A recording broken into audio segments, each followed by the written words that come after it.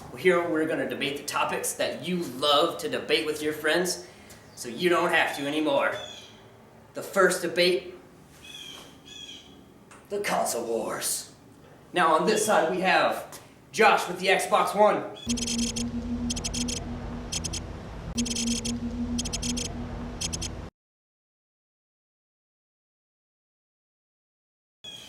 And on this side over here, the PS4. And BJ is defending.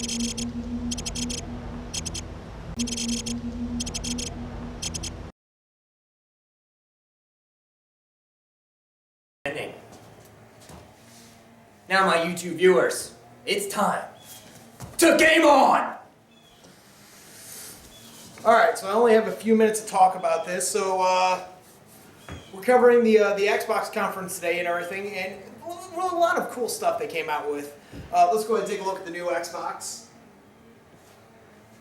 It's kind of plain, to be honest, it's square, but it means we don't have to worry about the issues of it toppling over by staying on its side. I like that. It's all black finish. Again, cool. I hope they come out with color variety. That's my personal views. Though they did talk about a lot of new stuff. They talked about the new Kinect, the Kinect 2.0. This is a really cool thing. Let's go ahead and show that. Now, the new thing with the Kinect 2.0 is going to allow tons of new interface commands and everything to save from your dashboard. Just the startup and everything, it doesn't even need to be powered on. You can turn it on just by talking. I think that was a previous function on the original Kinect, but the original Kinect, not that great. Had a lot of problems. Let's hope that they finally delivered the promises they told us whenever they originally talked about the Kinect. The user interface, it just seems a lot better this time around. You have the ability to enlarge the screen by just going like this from the dashboard and shrinking it back down to the dashboard. Another one of the Kinect's new features is just all the voice commands that they have built in. You have the ability to switch on the fly. They started up their new Snap program, or Snap mode, I guess that's what they called it. You could have two different things on the screen at once. You can have your video playing on one side, and then you can have Internet Explorer or whatever you use for searching on the other side. Another cool project. I'm wondering if they're going to introduce different user interfaces for the search programs itself, like if you can do Google Chrome or if you can do Yahoo. It'll be interesting all that they release. Bing even. Bing is what they showed in the video. So I hope that we'll see some new stuff for that. One of the biggest things that they announced is that this is going to be the true entertainment console to come out. And I was a little curious what they were all going to release for this. That's a wide statement to say. So the first thing they said, any device in the house completely capable of running on there. Your smart TVs, your smartphones. I'm going to guess iPod is probably going to have some kind of attachment too, maybe. Since the Zune kind of, teetered out. I like the Zune. Another cool thing is that they have the contract with EA Sports and NFL. So that means we're going to have live feed from the NFL games, and we're going to have the live feed from NFL sports, all that jazz. They got the live feed for the TV. You have the built-in guide program. We can show that right here. The guide was really cool. You just spoke a channel, it would pick it. Really nice function. So that means with the NFL having the contract, you have the new EA Sports Ignite program and everything, and then they added in the Fantasy League. This is probably going to be one of the neatest things they added to this, because you're going to bring in a lot of sports fans that aren't wanting to play video games, but now you have an entertainment device that allows them to watch games on the fly, real fast-paced, even does live updates for your players for your Fantasy League. I think this is going to be a huge advance for the console itself, because they're going to be adding in a lot of new stuff. They didn't release a lot of games. They didn't release a lot of new game titles and everything. They did release that there's going to be a new Forza Motorsports. It's going to be the 5th one. The video for it looked phenomenal whenever they had the cars whizzing by. Seemed to have a real keen eye for detail for that. Then they had another one, which is going to be Quantum Break. I don't know what to make of this because they had live video feed with gameplay. So is this going to be something new we're going to see with the new consoles? I don't know if they announced Quantum Break is going to be a launch title, but They are going to be launching Forza Motorsports with it, and I do believe the new Call of Duty is going to be a launch title as well, which was a huge thing for them to cover on the Xbox press conference. Adding in dynamic maps, character creation. I mean, we're talking a completely brand new Call of Duty, which is going to be really cool to see. It just has a complete facelift. I mean, we're not even in the same, area that the other games do. I mean, this game looks like it's a post-apocalyptic world. Government has fallen. I mean, it almost seems like they went with a Homefront feel, which is really cool. I like Homefront. Did terrible, but Homefront 2 maybe going to be better. We can hope. Another thing they announced, this is another bold statement for Microsoft to just come out and say. They're releasing 15 exclusive titles this year alone. I mean, that's a heck of a statement to come out and announce that you have 15 games coming out.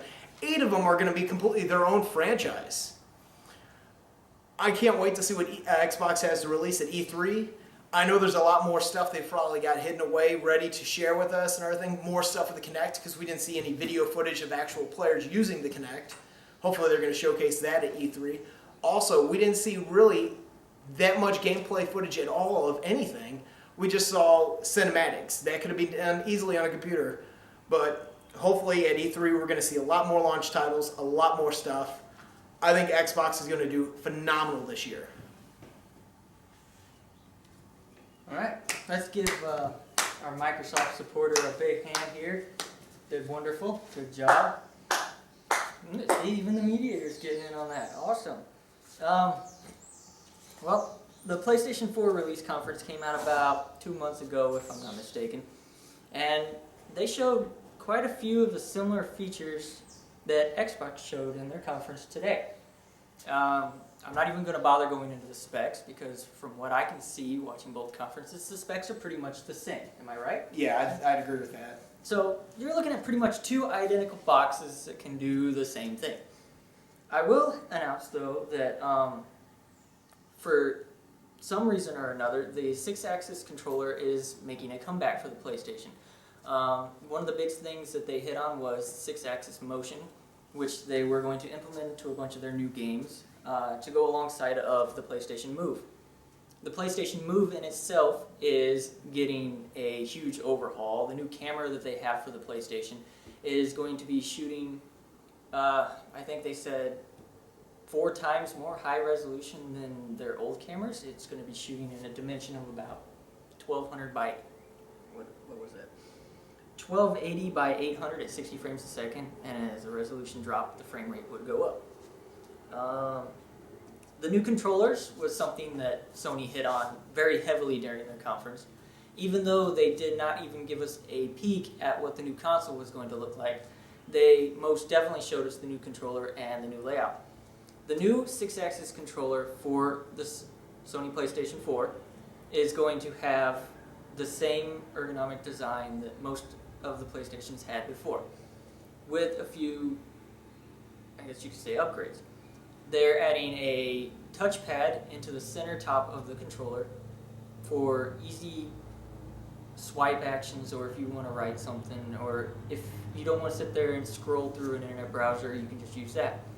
They have an added share button, which will enable the user to pause gameplay at any given time and bring up a multitude of different things that they can share from their gameplay. All gameplay from the PlayStation is recorded from the moment you turn it on to the moment you turn it off. It will be stored highly compressed on the hard drive so you can access it anytime, bring it into their editing software, and then send it out for the world to see.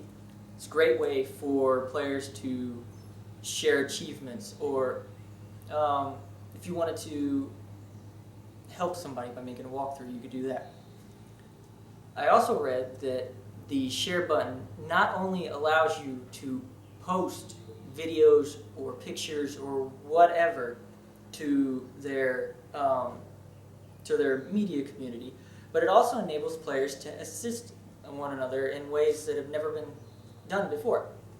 For instance, the share button, when shared between 2 people, will allow another player to actually jump into the previous player's game. They can either talk them through, or if the player needing help gives the other player permission, they can actually take over the controls of that player and take them through the game, which I thought was really cool. The controllers also are switching from the normal little square LEDs to identify what players are who to colored LED bars, which I'm guessing are going to be multifunction for whatever is in store for the PlayStation Move later on. I guess we'll have to wait and see for that after E3. They have a headphone jack built right into the controller, so you can plug up and hear all game audio through the controller instead of having to run a really long cable over to the system. Other than that, controllers are highly upgraded, and I can't wait to see what they're bringing to the console. They're bringing a companion app to be released alongside of the system, which will enable players to be anywhere in the world and keep up with their stats. The app is going to be for tablets, for smartphones, for whatever handheld device that you might have, and it will enable you to access the PlayStation Network and their media center from wherever you are, which I thought were pretty cool. At the conference, they hit on a few big hitters.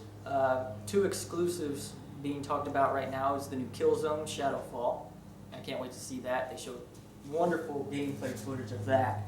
And that new Infamous, Second Son, another PlayStation exclusive that they're coming out with.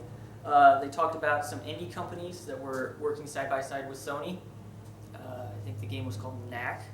Looked pretty interesting. I might give it a try. They showed footage for Destiny, which is a new Bungie game coming out. I thought it looked really interesting. A couple other big hitters that are coming out for the systems, I'm sure they're coming out for Xbox as well, is Watch Dogs and Assassin's Creed 4 Black Flag. They showed some gameplay footage from those as well, running on the new engines. Beautiful. Compared to the PlayStation 3, I guess the last thing that I'm going to end with is PlayStation 4 will enable you to download patches, install updates, charge your controllers, your tablets, your smartphones, all while being in standby mode. The system does not even have to be on for it to do any of that. Everything runs in the background while it's in standby mode, so as soon as you click it on, you are ready to play a game. Aside from that, they offered a suspend mode, which enables the player to stop gameplay exactly where they are with the push of a button. It will put the system to sleep, and as soon as they walk back and they want to resume right from where they are, they just hit resume. I cannot wait to see what else comes out at E3, but I think PlayStation is going to really blow it away this year. Alright guys, you've heard both sides of the story. If you're out there watching, tell us who won. Which one do you think is going to be best? Now we will hopefully be back after the E3 announcement. We'll have a lot more to debate on, hopefully. I'm very curious about seeing what the Kinect 2.0 is going to have. I want to know more about the Move. I want to see the console of the PS4. Yeah, I do too. Just in general, which one won? Leave it to you.